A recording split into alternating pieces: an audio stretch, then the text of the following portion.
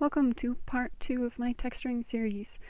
In this video, I'll be going over the actual painting of the materials, making the textures look nice, and we will be using Substance Painter for this. It's industry standard, it's got so many built-in tools to make everything easy, and we're not doing too much hand painting that we need something refined like Photoshop or anything.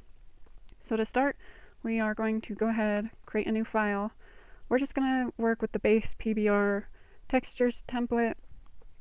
It's standard, it's the default, and it works great with moving things back into Maya.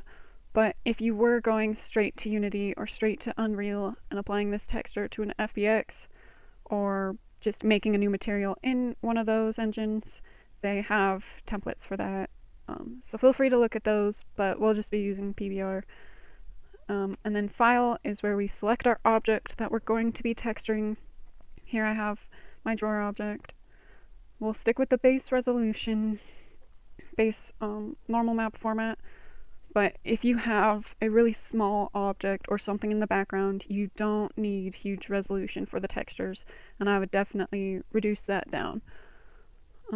We don't have a UV tile workflow for this object, and we will be baking the maps in Painter, but if you have multiple UV sets for an object, these were helpful settings, or if you're doing a high poly map on a low poly object, this is where you would import those high poly maps that you would have pre-baked, and then applying them to your low poly object. So we're going to go ahead, click OK.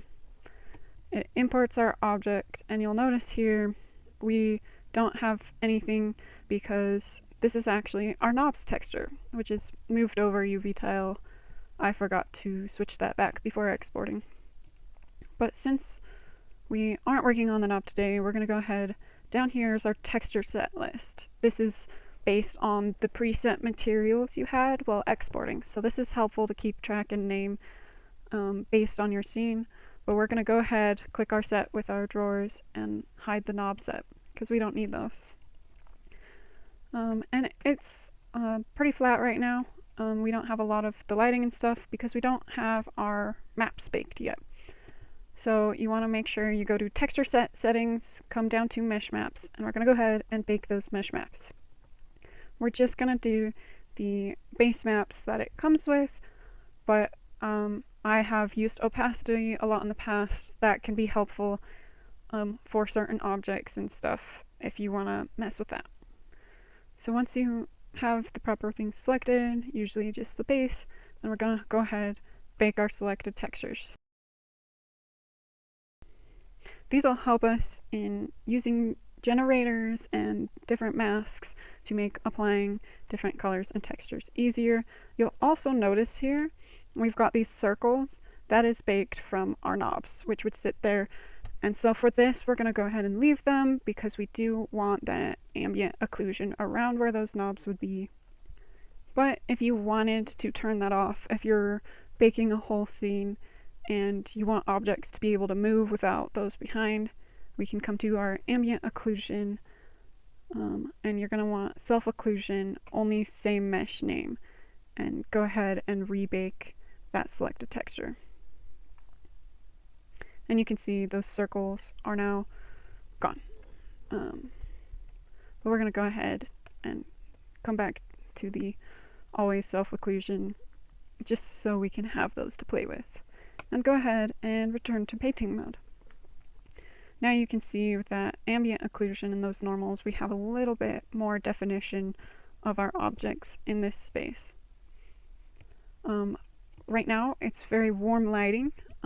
We're going to go ahead and delete the base paint layer, add a fill layer, and you'll see when I make this a super true red or even a blue or green, they're very warm toned. That is because of the base scene lighting that Substance has. I love how it makes things look, but then I move stuff over to Maya and everything looks terrible. So if you don't want that base Substance Painter environment and lighting so that you can have a base setup and then play with the lighting yourself and your texture's not reliant, then I like to come over to display settings. It's the square here, start on environment settings, environment map, and you want to pick one of these studio lighting so that it's a lot more neutral colored. So I like going some of the soft white ones. This will kind of change the way everything looks, and pick the one that lights it nicely. I can even turn off this blue so I get a more of an idea. And then if, say, like you like this soft lighting but it's super backlit, you can rotate your environment and it'll rotate that lighting, because we want the focus to be on the front.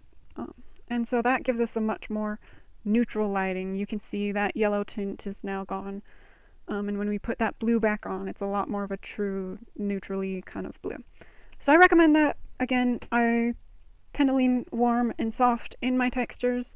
And so when I make a really pretty warm brown and then I import it to Maya and it's dark and it's dull, and I didn't realize for the longest time that was my lighting setup. So the way that we want to texture this is going to be through primarily fill layers and masks. Because masks allow us procedural editing without destroying previous stuff. And then we can also add generators to those masks to utilize stuff like ambient occlusion. So for this, we want kind of the base to be wood, maybe have the top be a darker wood, and then probably have the feet be a different texture as well. Maybe have those be wood, maybe have those be metal. Make sure you have that in mind before just hopping in, but you can also adjust stuff. So we're going to go ahead, make some folders for those 3 different parts. We're going to have the base wood, the top wood or desk wood, and then the feet.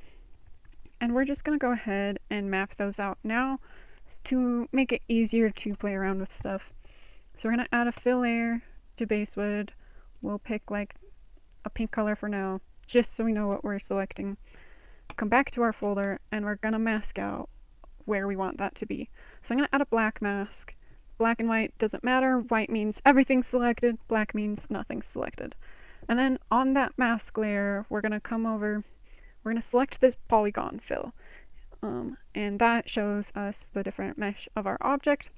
And we're going to go ahead and just start selecting out our base wood here, being careful not to select the top base at all or any of the feet. You can drag select.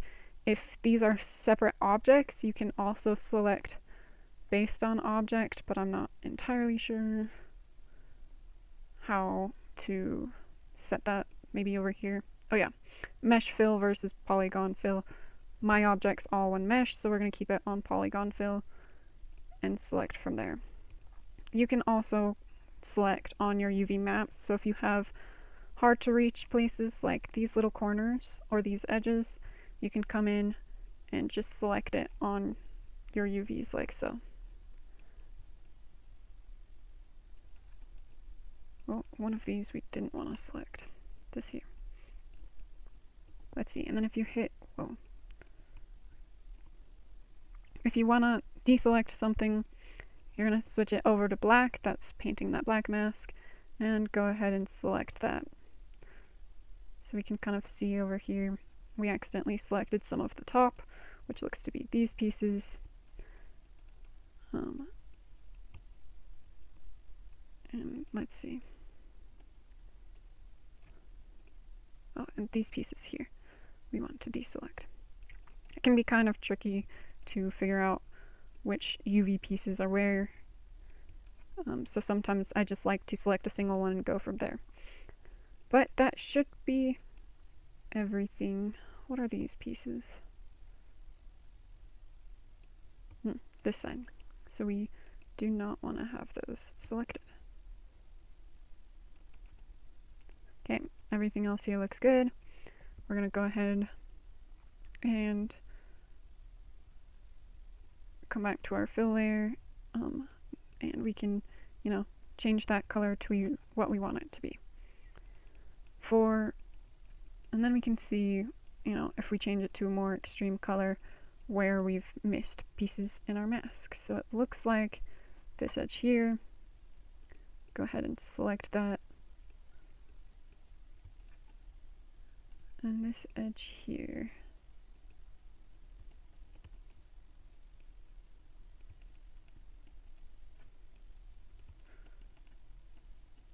the rest of these pieces. Awesome. Looks good to me. Now, there's two ways we can go about this. We can do everything from hand, we can have our color, we can come in, choose a nice brown, and then continue to add textures up on that, or we can come to assets and find one we like already and move it over. So I'm going to search wood in the assets, and you can see a bunch of smart materials show up, but if you wanted just textures, just other things, I'm going to go ahead and say show all.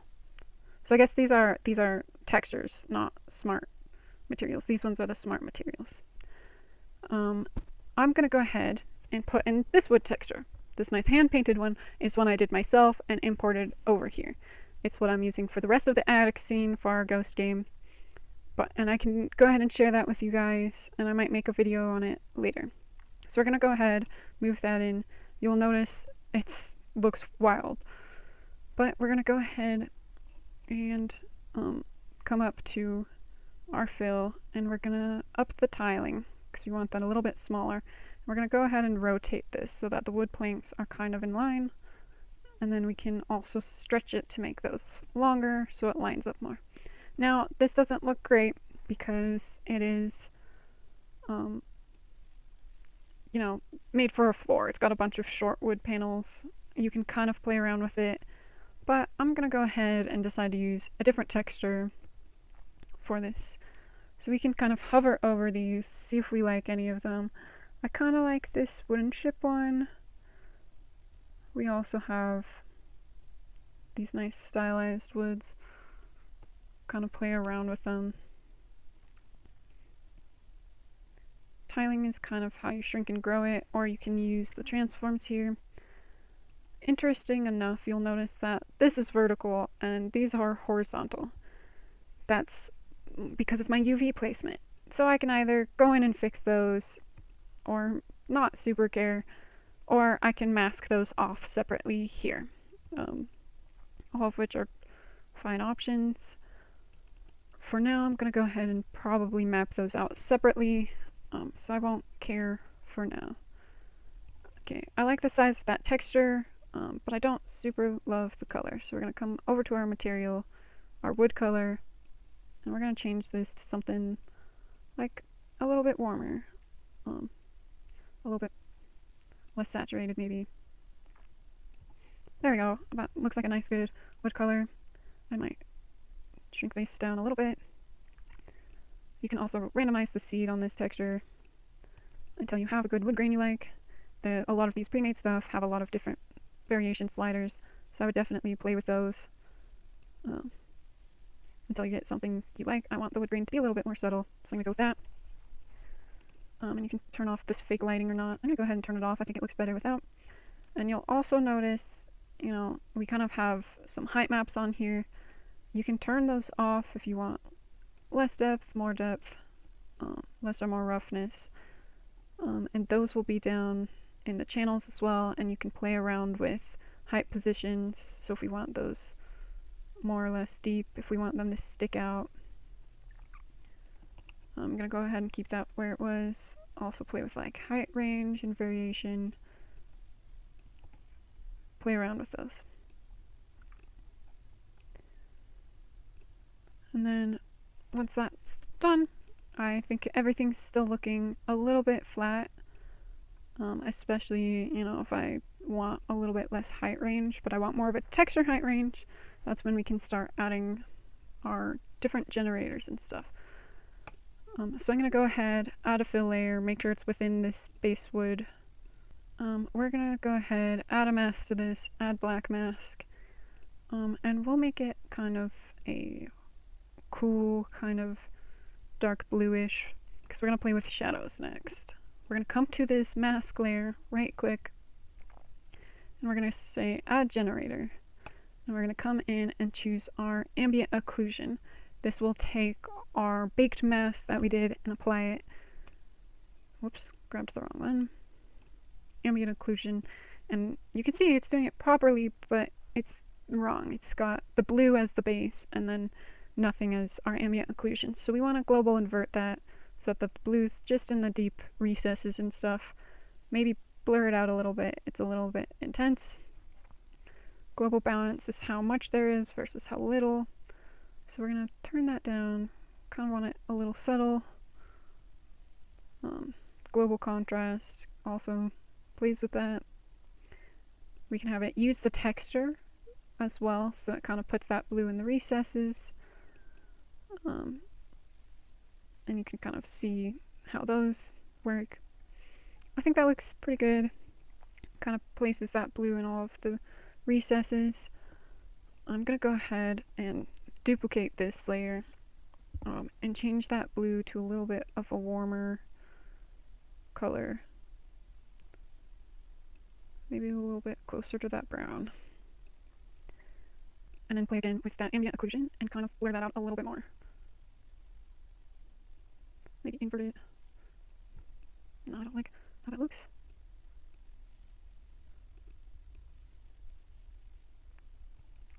You can play around with this. I might also come up to my generator and choose a different generator. Let's try light here.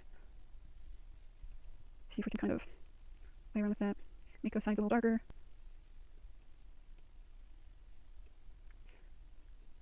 You can kind of play with the angle if you want one side more lit than the other, or you can have it top down, kind of like this little different angle, and your horizontal angle, so just where that is. So I'm going to go ahead and keep that where it was, just like that. And I think this blue's a little too cool, so I'm going to go ahead, and I think I still want that contrast, but I'm just going to actually desaturate it instead of moving it warm, because we don't want like a pink chest.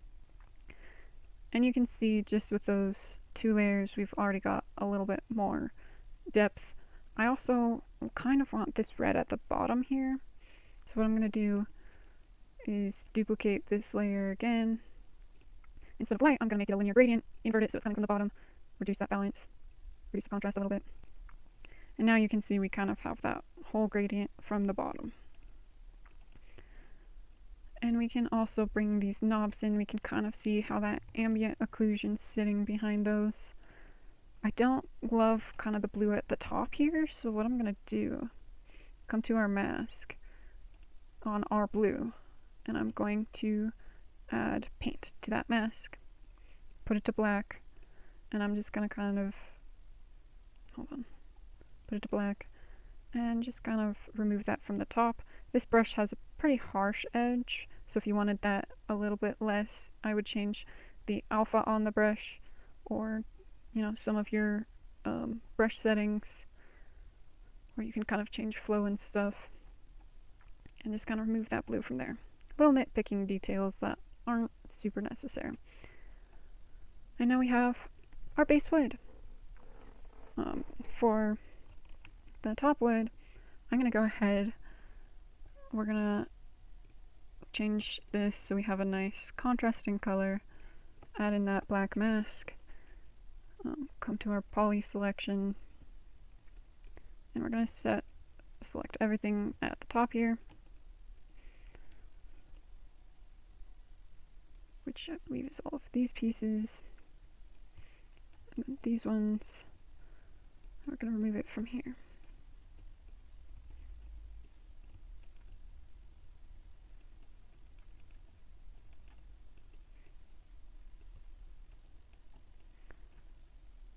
Just like so. And that looks correct.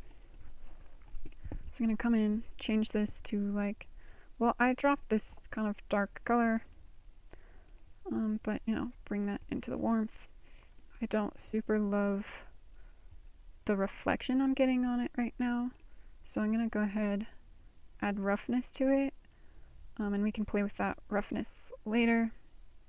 I can also come through and change the lighting setup I have for that as well. Once again, double check my mask all looks great. And I think I want a little bit less saturation in this dark brown. Yeah, I like that color. So we'll go ahead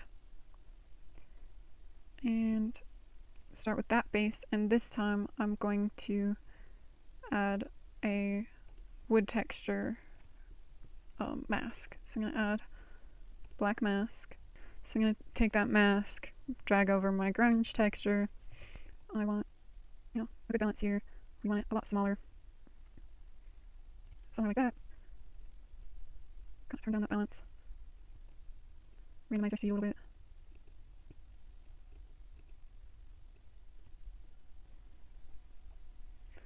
And then we'll change our color to something a little more pleasing. So we'll go ahead and pick a color. I think we want the grain to go a little bit lighter. So we're gonna do this and then come to our mask and actually invert that. And then we'll turn our contrast down and our balance up, I think. And mess around with this until we kind of like what's happening.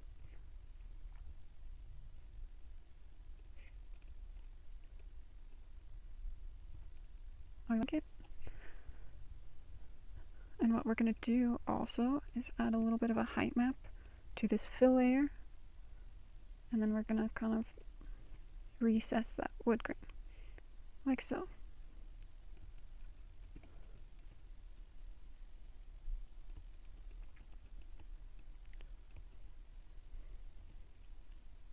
You can also play with the roughness as well on this fill layer. We'll add a little bit of shine, a little bit more.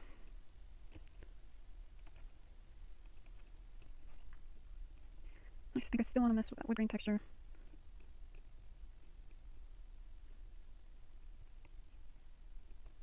So we have something we like. And that's how you can kind of do it without the pre-base material. You can also change kind of what grain you have here if you want something a little different. You can add that on instead. You know, play around with it. You can do darker instead of lighter. And invert that. Play around with it until it's, you know, something you like.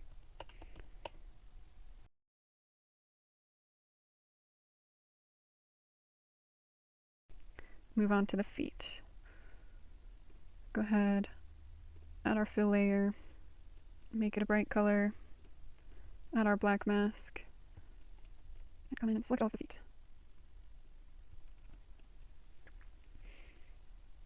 Just like that.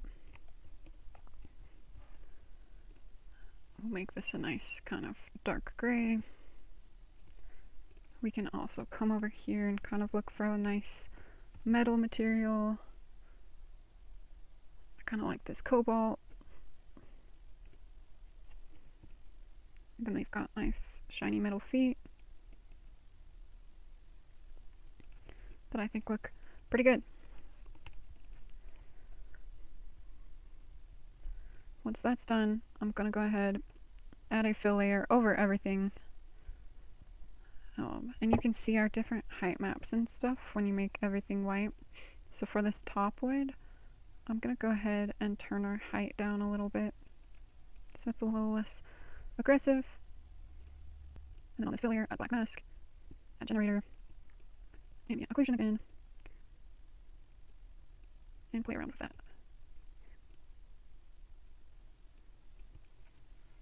So we get kind of this natural shaded look to everything. There it is, with and without. And I think we'll call this there. I think we'll go ahead and call this good here. Honestly, I would keep playing with it, you know, probably change these sides until I was happy with the final result, or again, look at doing more hand painted, which you can do with paint layers here. Finally, I want to add some texture and interest to this. We'll add some bumps, some scratches. So we'll go ahead, pick like a black for now. Do a little bit of a height depth. Add black mask. So I'm going to add a paint layer to our mask. Come to our brush. And I'm going to find a nice scratch brush. I can go ahead and come to alphas. I kind of like these scratches, drag it into our alpha, and we can kind of paint these on where we want them. Change our angle up, make it bigger or smaller.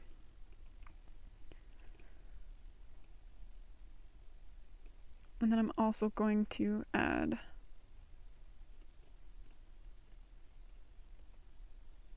this edge scratch. Gonna add that to our mask filter.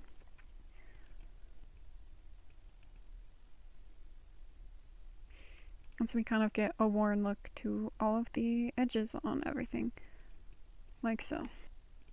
Go ahead and drag this paint up top so we still get those. And you can play with the different settings to kind of get the look you want. I think we'll keep it on normal, but I kind of want to reduce those a little bit. Now it's all scratched up, it's dirty looking, and I think that looks pretty good. Right, it's a nice chest. Obviously, it's super textured if you want to match it to your art style, and so definitely play around with things, add more filters. If you want more painterly looks, you can add, different stuff to these masks. Get the look you're going for, play around with it. Now that we're happy with where it's at, we're going to go ahead, come here, export textures. You can also export the mesh if you have an FBX and you're putting that straight in, but we're going to be just taking our textures. We're going to stick with our PBR metallic roughness. We're going to turn off our set 28 because we didn't work on those textures. But this is also where you can choose, again, that Unreal, that Unity.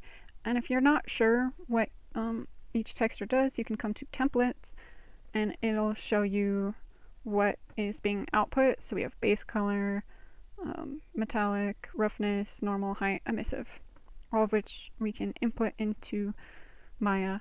But you can also come out and select Arnold, which has more specific, or you can come select